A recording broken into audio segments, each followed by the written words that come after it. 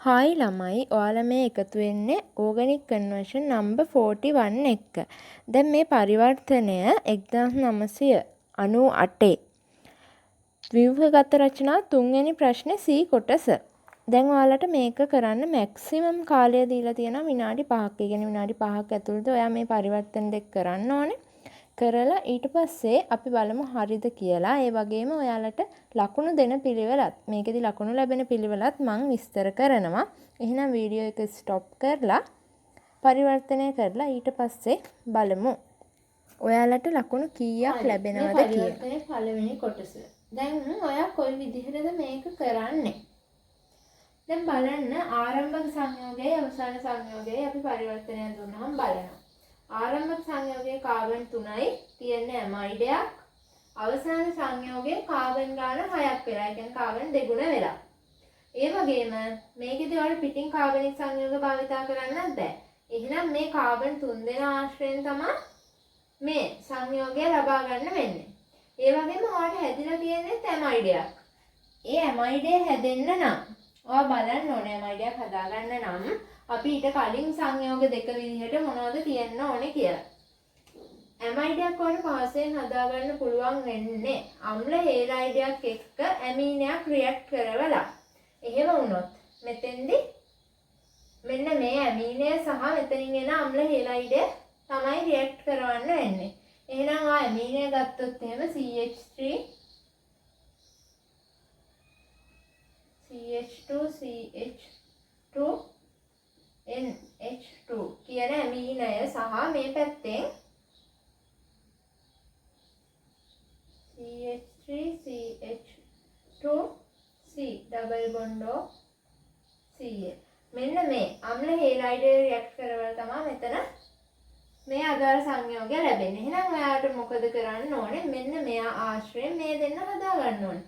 ඒ දෙන්න හදාගෙන ඒ දෙන්න රියැක්ට් කරවලා අදාළ සංයෝගය ගන්න පුළුවන්. එහෙනම් කොහොමද ඔයා මේ ඇමයිඩ් එකකින් ඇමීනයක් හදාගන්නේ? මේකෙදි ඔයාලට පියවර, ඒ කියන්නේ විවිධ පියවර ඔස්සේ මේක කරන්න පුළුවන්. අපි බලමු ඔයාලා කොයි විදිහටද කරන්න ඕනේ කියලා. මේ සංයෝගය ඇමයිඩයක් ඔයා ආම්ලික මාධ්‍යයේ ජල විච්ඡේදනය කළොත් ඔයාලට කාබොක්සිලික් අම්ලයක් ලබා ගන්න පුළුවන්. ඒ කාබොක්සිලික් අම්ලයෙන් පහසුවෙන්ම PCl3 වගේ දාලා ඔයාලට හදා ගන්න පුළුවන් අම්ල හේලයිඩය. එහෙනම් පියවර දෙකෙන් ඔයාලට අම්ල හේලයිඩය හදා ගන්න පුළුවන්. ඔයා බලන්න ඕනේ මෙන්න මේ ඇමීනය හදාගන්නේ කොහොමද කියලා. ඔයාට දාන්න පුළුවන් දැන් මෙතන ඔක්සිහරණයක් නේ වෙලා තියෙන්නේ. ඔක්සිහරණය වෙන සහරණය කරන්න පුළුවන් සංයෝගයක්. ඒ කියන්නේ ලිතියම් ඇල්මිනියම් හයිඩ්‍රයිඩ් H3O+ වගේ දාලා ඔයාට පහසුවෙන්ම මේ ඇමයිඩය ඇමීනියා බවට පරිවර්තනය කරගන්න පුළුවන්. එහෙනම් මේ දෙන්න හදාගත්තාම අපේ පරිවර්තනය සම්පූර්ණ වෙනවා. දැන් බලමු කොයි විදිහටද පරිවර්තන පියවර එන්නේ සහ ඒවට කොයි විදිහට ලකුණු ලැබුණේ කියලා.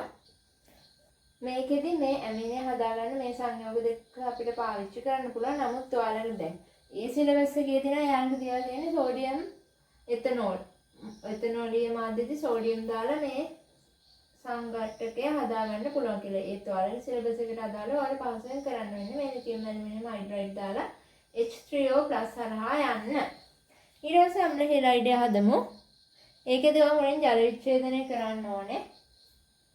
ආම්ලික මාධ්‍යයේ ජල විච්ඡේදනය කරන්න පුළුවන්. ඔයා මෙතෙන්ද දාන්න ඕනේ තනුක HCl වගේ. ආම්ලික මාධ්‍යයක් වට හැදෙනවා කාබොක්සිලික් අම්ලයක්.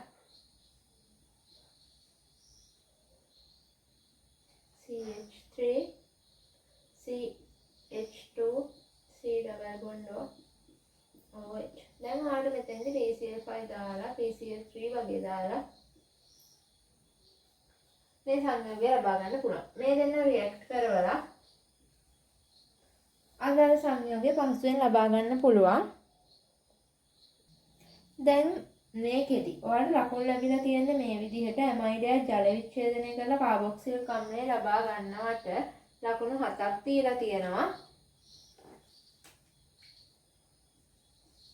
මෙතෙන්දි ඒ වගේම ඔයා PC මෙන්න මේ පියවරට මේ පියවර කරනවට ඔයාලට ලකුණු 3ක් ලැබිලා තියෙනවා. මේ 1998 දී ඊට පස්සේ ඔයා මේ රියැක්ෂන් එක මේ දෙන්නගෙන් හදා ගන්නවට මෙන්න මේ පියවරට වඩා ලැබිලා තියෙනවා ලකුණු 4ක්. සහ මේ පියවර ඔස්සේ යනකොට තවත් ලකුණු 7ක් ලැබිලා තියෙනවා. දැන් මේ විදිහට පරිවර්තනය කරලා නම් ඔයාලා හරි. ඒ කියන්නේ අඩුම පියවර ගානකින් මේක කරන්නත් ඕනේ. පියවර වැඩි වෙන ගානට ඔයාලට සමහර විට ලකුණු අඩු වෙන්නත් පුළුවන්. බලන්න මේ විදිහටද මේ පරිවර්තනය කළේ කියලා. හරි ළමයි. අපි බලමු දැන් මේ පරිවර්තනය කොයි විදිහටද හිතන්නේ කියලා. දැන් ආරම්භක සංයෝගය ගන්න කාබන් 3යි. අවසාන සංයෝගය බැලුවාම එයාගේ කාබන් 7ක් තියෙනවා. ඒ කියන්නේ කාබන් ගාන දෙගුණ වෙලා තව කාබන් කෙනෙකුත් වැඩි වෙලා. මේ වගේ පරිවර්තන අපි කලින් කළා. ඒ මතකේ ඔයාලට තියෙනවා නම් මේක ලේසියෙන් කරගන්න පුළුවන්. හරි. දැන් බලන්න ඔයාට තේරෙනවද මේකේ පිටින් කාබනික සංයෝග භාවිතා කරන්නත් බැහැ. ඒත් මේ බලන්න මෙන්න මෙතන කාබන් 3 දෙනා සහ මෙතන කාබන් 3 දෙනා දැක්කහම ඔයාට හිතා ගන්න පුළුවන් මේ දෙන්න සම්බන්ධ කරන්නේ නැත්තේ මොනවා හරි.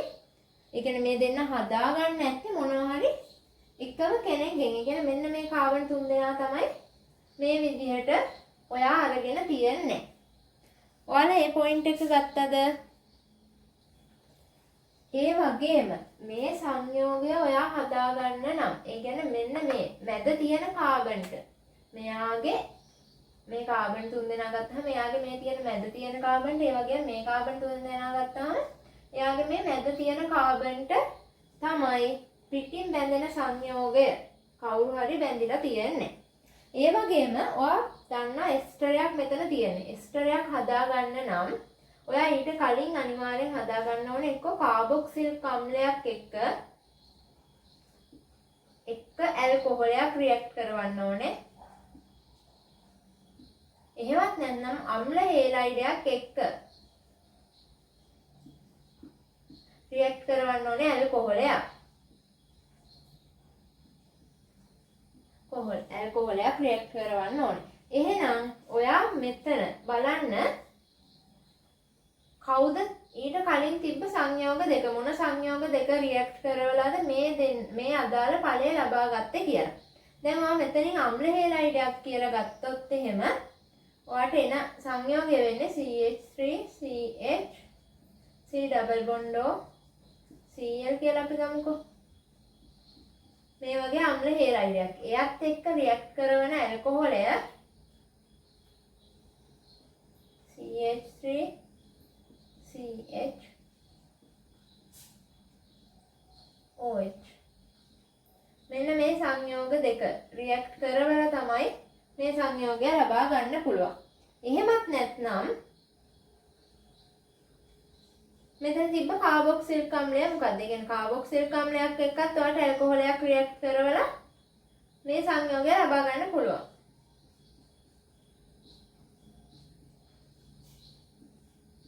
මෙන්න මේ සංයෝගය මේ කාබොක්සිලික් අම්ලයත් එක්ක මේ ඇල්කොහොලය රියැක්ට් කරවුවාම ඒත් මෙයා ලැබෙනවා. එහෙනම් අපි බලා ගන්න ඕනේ. අපි බලන්න ඕනේ මෙන්න මේ කාබන් 3 දෙනාගේ සංයෝගයේ මෙන්න මේ දෙන්න හදාගන්නේ කොහොමද කියලා. එක්ක මේ දෙන්න හදාගන්න පුළුවන් නැත්නම් මෙයයි මේ ඇල්කොහොලේ හදාගන්න පුළුවන්. ඔයාට කාබොක්සිලික් අම්ලයක් හදාගත්තොත් එයාගෙන් අම්ල හේලයිඩයක් හදාගන්න පුළුවන්නේ. එහෙනම් ඔයා කාබොක්සිලික් අම්ලය හදාගත්තා නම් හරි. ඒ කියන්නේ අපිට අම්ල හේලයිඩයක් හදාගන්න තියෙන හොඳම ක්‍රමයක් තමයි මේ කාබොක්සිලික් අම්ලය හදාගෙන එයාට PCl3 හරි PCl5 හරි දාලා අදාළ මේ අම්ල හේලයිඩය ලබා ගන්න එක. එහෙනම් ඔයා කරන්න ඕනේ මුලින් මෙයාවයි මේ ඇල්කොහොලයයි ලබා ගන්න ඕනේ. ඊට පස්සේ ඒ දෙන්න රියැක්ට් කරවලා මෙයා ගන්න පුළුවන්. එහෙමත් නැත්නම් කෙනෙක් මේ කාබොක්සිලික් අම්ලය අරගෙන එයාට PCl3 PCl5 දාලා රියැක්ට් කරවලා මේ සංයෝගය හදා ගන්න පුළුවන්. එහෙනම් මොනවා වුණත් ඔයා මෙයා සහ මේ සංයෝගයෙන් මෙයා හදා ගන්න ඕනේ. කොහොමද මේ ද්විතීයික ඇල්කොහොලයක් ලබා ගන්නෙ? ද්විතීයික ඇල්කොහොලයක් ලබා ගන්න නම් ඔයා ක්‍රියාකාරී කාණ්ඩය මේ මැද කාබන්ට ගන්න ඕනේ. මෙතෙන්ට ක්‍රියාකාරී කාණ්ඩය අරගත්තොත් ඒ කියන්නේ මෙතෙන්ට OH කෙනාව ගත්තොත් නේ ඔයාට ද්විතීයික ඇල්කොහොලයක් ලැබෙන්නේ. එහෙම ගන්න නම් මේ ප්‍රාථමික ඇල්කොහොලේ ඔයා යන්න ඕන පියවර. කොයි විදිහටද කියලා ලියන්න ඕනේ. ඒ වගේම මේ ප්‍රශ්නේදී ඔයා මේ කාබොක්සිලික් අම්ලය හදාගන්න ඕනේ. මේ කාබන් 3 දෙනා ඉන්නවා. එතනත් මේ බලන්න මේ කාබන් 3 දෙනාගේ මැද කාබන්ට තමයි ක්‍රියාකාරී කාණ්ඩය සම්බන්ධ වෙලා තියෙන්නේ. එක කාබන් කෙනෙක් වලට වැඩි කරගන්න තියෙන හොඳම ක්‍රමය තමයි සයනයිඩ් කෙනෙක් කරහා පරිවර්තනය යන එක. ඒක අකාබනික සංයෝගයක් විදිහට ඔයාලට භාවිතා කරන්න පුළුවන්. මෙතනදි වෙන කිසිම කාබනික සංයෝගයක් ඔයාලට පිටින් පාවිච්චි කරන්නත් බැහැනේ. එහෙනම් ඔයාලට මේ සයනයිඩ් හරහාම තමයි මේ කාබොක්සිලික් අම්ලයේ තියෙන කාබන් එක වැඩි කරගන්න වෙන්නේ. ඔයා සයනයිඩ් කෙනෙක් බඳගත්තට පස්සේ කාබොක්සිලික් අම්ලයක් බවට පහසුවෙන්ම පරිවර්තනය කරන්න පුළුවන්. එහෙනම් අපි බලමු මේ පාත් එක කොයි විදිහටද යන්නේ කියලා. මුලින්ම අපි කාබොක්සිලික් අම්ලයක් හදලා එයා ඇල්කොහොලයක් එක්ක රියැක්ට් කරන පරිවර්තනය බලමු. මැද කාබන්ට ක්‍රියාකාරී කාණ්ඩය ගන්න නම් ඔයාලට මුලින්ම සිද්ධ වෙනවා මේ සංයෝගය විචලකරණය කරන්න. ඒකෙදි ඔයා දාන්න ඕනේ සාන්ද්‍ර H2SO4 දාලා හෝ ඔයාලට දාන්න පුළුවන් Al2O3 මේ සංයෝග දාලා විචලකරණය කරන්න පුළුවන්. එතෙන්දී ඔයා රත් කිරීමක් සිද්ධ කරන්න වෙනවා. එතකොට හැදෙනවා CH3 CH double bond CH2 මේ සංයෝගය. ඊට පස්සේ ඔයාලට පුළුවන් ද්විතීයික ඇල්කොහොලයක් හදාගන්න කෙලින්ම කොයි විදිහටද? දැන් ඔයාලට මෙතනින් එන සංයෝග දෙක අපි අඳගනිමුකෝ. CH3 CH3 C double bond OH මේකත් එක්ක රියැක්ට් කරන ඇල්කොහොලය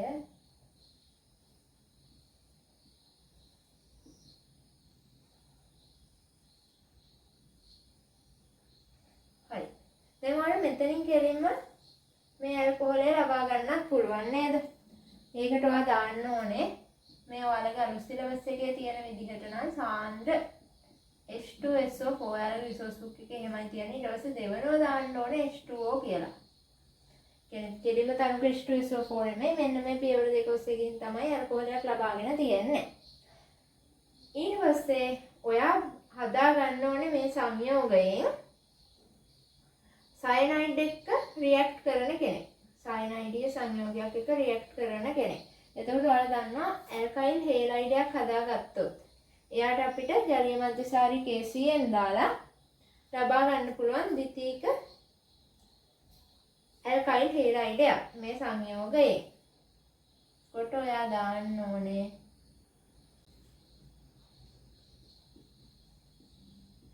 ද්විතීයික ඇල්කයිල් හේලයිඩයක් ලැබෙන ඔයා මොනවද දාන්න ඕනේ HBr වගේ සංයෝගයක්. ඊට පස්සේ මෙයා එක රියැක්ට් කරගන්න පුළුවන් ජලීය මධ්‍යසාරී KCN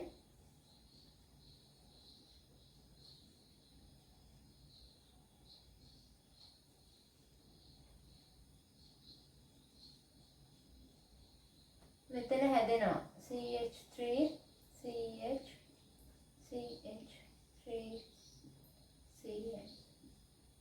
දැන් ඔබට කාබන් 4ක් තියෙන සංයෝගය ලැබුණා. දැන් මෙයාගෙන් ඔයාලට පහසුවෙන් මේ සංයෝගය ලබා ගන්න පුළුවන්. ජල විච්ඡේදනයේ H3O ප්ලස් දාන්න පුළුවන්. මේ දෙන්න රියැක්ට් කරවන්න ඔයා සාන්ද්‍ර H2SO4 දාන්න ඕනේ.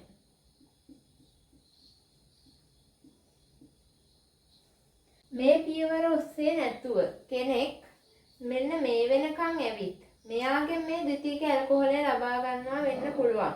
එහෙමනම් ඔයා කොහොමද මේ පරිවර්තනය කරන්න ඕනේ?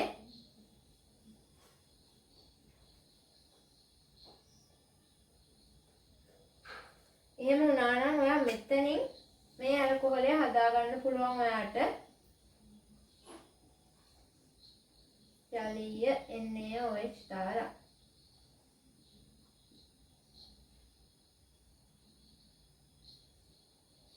ඒ විදිහට කරන්න පුළුවන්.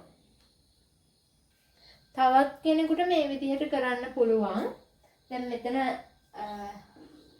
කාබොක්සිලික් අම්ලය හදාගෙන PCl5 or PCl3 වගේ දාලා අම්ල හේලයිඩයක් හදාගන්න පුළුවන්. ඒ අම්ල හේලයිඩයක් හදාගෙන එයා මේ ඇල්කොහොලයත් එක්ක රියැක්ට් කරවන්න පුළුවන්. ඒකෙදි ඔයා පිටින් කිසිම කාබනික සංයෝගයක් හෝ අකාබනික සංයෝගයක් භාවිත කරන්න ඕනේ නැහැ. ඒ කියන්නේ සාන්ද්‍ර H2SO හෝ මේකෙදි භාවිත කරන්න ඕනේ නැහැ. කෙලින්ම මේ දෙන්න දැම්මම මේ දෙන්න රියැක්ට් කරනවා. මේ විදිහටත් කෙනෙක් මේ පරිවර්තනය කරන්න පුළුවන්. ඒ වගේම මම මෙතෙන්දි විශේෂ දෙයක් මතක් කරන්න ඕනේ. මේකෙදි ඔයාලා විභාගෙදි ජලීය කොටස දාන්න ඕනේ මධ්‍යසාරීය KCN කියලා දැම්මම ප්‍රමාණවත්. එහෙම ලියනවා නම් වඩාත් හොඳයි. මධ්‍යසාරීය KCN තමයි අපි මේකෙත් දාන්නේ. ඉතින් එහෙනම් අපි බලමු කොයි විදිහටද එයාලා කොයි පියවර වලට කොහොමද ලකුණු දීලා තියෙන්නේ කියලා.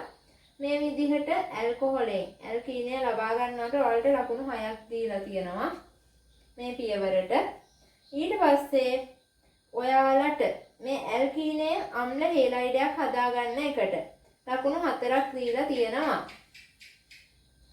ඊට පස්සේ ඒ අම්ල හේලයිඩෙන් ඔයා ද්විතීයික ඇල්කොහොලය හදාගන්න එකට. ඒ කියන්නේ මේ පියවර ඔස්සේ යන කෙනෙකුට නම් මේ පියවරට ලකුණු 4ක් දීලා තියෙනවා. මේ අම්ල හේල් ඇල්කයිල් හේලයිඩෙන් මේ ඇල්කොහොලය ලබා ගන්න එකට. ඊට පස්සේ ඔයා මෙන්න මේ පියවර ලියනවට ඔයාලට ලකුණු 2ක් දීලා තියෙනවා. ඒ වගේම එතනින් පස්සේ ඔයා ජල විච්ඡේදනය ලිව්වට මෙන්න මේ ජල විච්ඡේදන පියවර ලිව්වට ඒකට ලකුණු 4ක් දීලා තියෙනවා. මෙන්න මේ පියවර. ඒ කියන්නේ මම කලින් මේ දෙන්න රියැක්ට් කරන පියවරේදී මේ දෙන්න රියැක්ට් කරවල සාන්ද්‍ර H2SO4 ගන්න පියවරට ඔයාලට ලකුණු දීලා තියෙනවා ලකුණු 2ක්.